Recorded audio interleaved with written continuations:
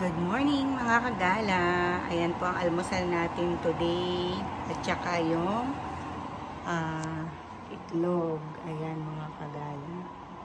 At nagluto din pala ang aking lakay ng adobong manok.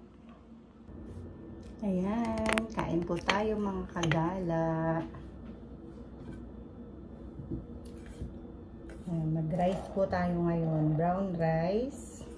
At itong daing at itlog. Ayan. Ito po ay galing kay Chinky. Thank you. Yan, 2 araw yung hindi magandang pakiramdam natin kagala. At ngayon pa lang tayo kakain. Ayan. So, ganun talaga no, kapag may sakit tayo wala tayong gana kumain, ganyan. Tapos, may pagkain lang tayo na gustong kainin. Hindi lahat ng pagkain gusto natin. Ayan, mga kagala. Ang hirap magkasakit sa ibang bansa. Nang wala kang kamag-anak, wala kang mapagsabihan. Ayan, walang mangamusta sa'yo. Meron naman, may nangangamusta naman. Kaya lang, mahirap pa rin talaga yung yung mag-isa ka lang sa, alam mo yun. Ayan. Biglaan ako nilagnat, tapos nagsuka. Ayan, hindi ko alam kung bakit. Pero sobrang lamig na lamig ako, nilalamig ako. Tapos sinearch ko yun mga kagala kung ano yung cause nun. Parang more on ng pagre-research ko is siya, related po siya sa kidney. Ayan. So, pero ko lang din yun parang sa sarili ko pa lang na diagnosis yun. Hindi ko pa po napapacheck up sa doktor. Pero, madalas po akong ganun. Madalas po akong may ganun na madaling magpatig. Tapos nakakaranas din po ako ng minsan namumutla, gano'n. Minsan nahihilo, madalas na para akong na-out of balance. Tapos meron din akong pakiramdam na yun, may pasa konti, gano'n, may mga ibang pasa. So ayun, nakakatakot lang talagang magkasakit na yung time na kasi biglaan talaga okay naman ako nung the whole day, tapos nung parang 10 o'clock na ganun, bigla na lang akong parang nilalamig ganun. Tapos ayan na, nagsimula na ako na parang nagsuka na ako, tapos ganun. Bago kasi yun, naghuhugas akong plato. Ngayon yung plato, biglang pinupunasan ko ng dishwashing pad. Biglang nabasag, nabitak. Tong platong ganito, nabitak. Tapos nag-rebuke ako agad. Tapos siguro yun yung napunta sa akin. Kumbaga ni-rebuke ko yung family and friends ko. Ayan, tapos napunta. Ewan ko lang kung basta parang thoughts ko lang yun. Tapos yun. Ang hirap lang ng ganong sitwasyon mga kagala, kasi alam niyo yung near death hindi ko masabi kung near death ba yun, pero yung pakiramdam ko kasi ng mga time na yun talagang yung pinagpawisan ako ng nagising ako 1:30 ng umaga. Pinagpawisan ako ng sobrang pawis na parang walang tigil ng pawis. Tapos parang malalagutan ako ng hininga. Sobrang ang hirap po ng ganong pakiramdam, yung ganong sitwasyon na pakiramdam mo parang konting-konti na lang, parang langit na. Ang dami kong madalas na nararanasan na ganon yung sitwasyon ko. Kahit nung dalaga pa ako. Nandiyan yung nahihimatay ako. Bigla na lang akong, ilang beses akong nagpa-pass out nung dalaga pa ako. Anyway, may history din po kasi kami ng leukemia. Yung ate ko namatay sa leukemia, kaya wala akong kapatid na babae. 12 years old pa lang siya nung namatay siya. So, hindi ko naman kiniklaim na mayroon din akong leukemia, pero madalas akong mababa ang dugo, anemia. Ako nagna 90-60, ganyan.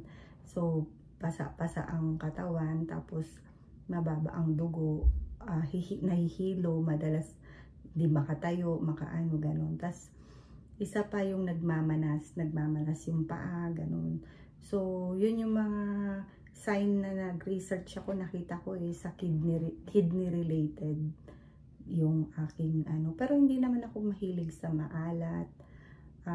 Hindi madalas yung ayaw ko yung maalat, pero syempre kumakain pa rin tayo ng kasi kapag daw hindi ka din daw maalat sa pagkain, doon din daw nagkukos na anemia ka sabi ng teacher ko dito sa Seneca. So yun din yun, kaya pala sabi niya, kapag hindi din daw balance yung salt natin sa katawan, bumababa din daw yung dugo natin. Yun yung sabi niya, nagkukos ng anemia. Kain tayo mga kagala.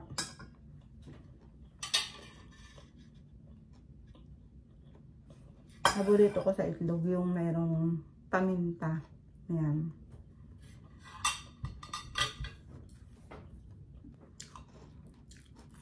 Ang hirap po magkasakit dito sa ibang bansa, no?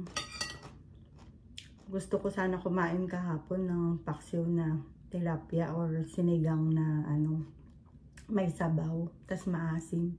Kaya lang wala naman magluluto.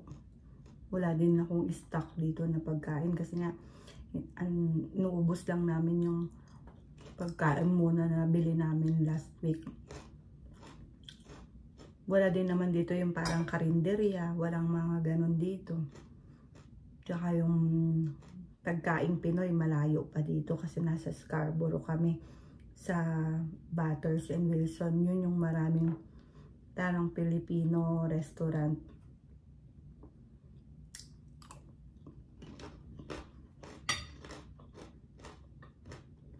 Yun yung kinikrave ko kahapon.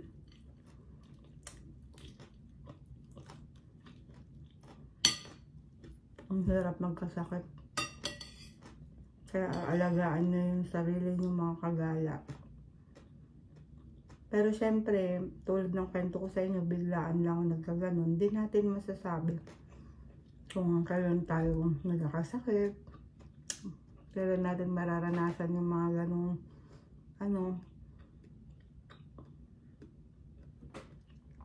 kaya yung sabi ng iba, di ba, kahit anong ingat mo kung dadapo sa'yo.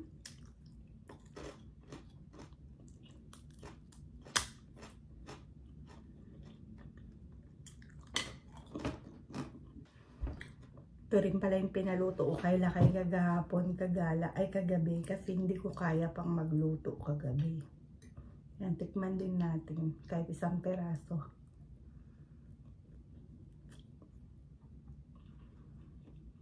Yan, masarap naman. Kahit bihira lang magluto yun, pagpalutuin mo masarap. Nakakagulat. Nakukuha naman niya yung mga luto. Namimiss ko magpakbet.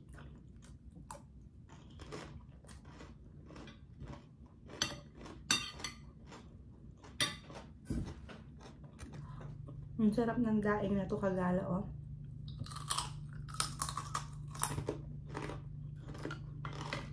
Lutong. Hindi ko alam kung anong klaseng daing. Pero para po siyang meat ng baboy pag naluto.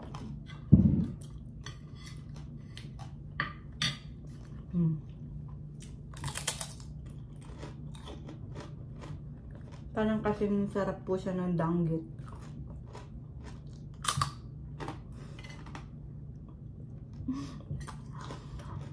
Samantalahin natin na na may panlasa na tayo. May gana na tayo kumain. Kapag may sakit, kahit gaano kadami ng pagkain, hindi ka makakain. Iba pa rin talaga pag maganda yung kalusugan. Iba pa rin talaga kapag healthy ka. Kaya sabi, health is wealth. Kahit wala kang pera, basta maganda kalusugan mo.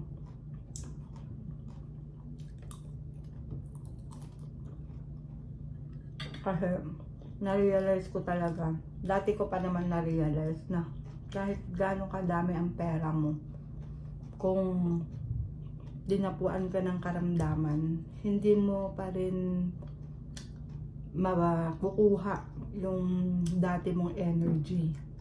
Walang magagawa yung pera mo kahit napakadami pa niyan. Tignan nyo si Kris Aquino, maiba lang. Punta pa ng US kasi ando doon yung mga dekalidad na medicine at saka doctors.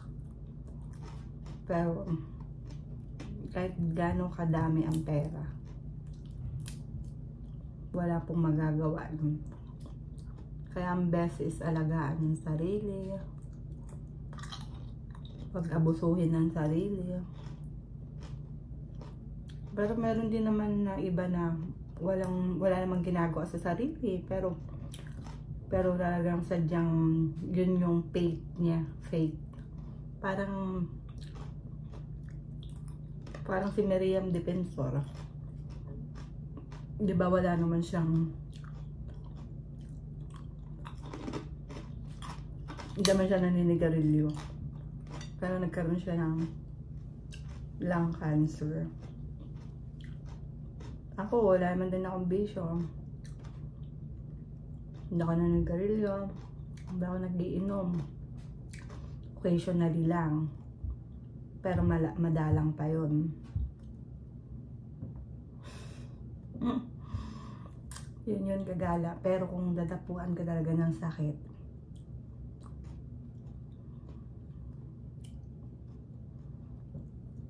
grabe talaga. Hindi nyo talaga gugustuhin. Alam niyo yung pakiramdam na parang near death ka na, nandudong ka na sa ano, kunti na lang, parang mapuputol na yung hininga mo. Grabe, hindi nyo gugustuhin yung mga ganong pakiramdam. Kaya kung ako sa inyo, alagaan natin sarili natin. Tamad lang kasi ako mag-exercise eh. May time na masipag, tapos hindi naman consistent. Kaya bilib na bilib ako sa mga consistent yung pag-exercise. Kung meron lang dito akong makakasama mag-exercise na masipag, yung nag-motivate. Masipag ako pag may kasabay. Pag walang kasabay, kailangan ng katawan ko siguro kasi mataba ako. Yung mga kagaya, huwag natin abusuhin yung katawan natin, ha. Bye!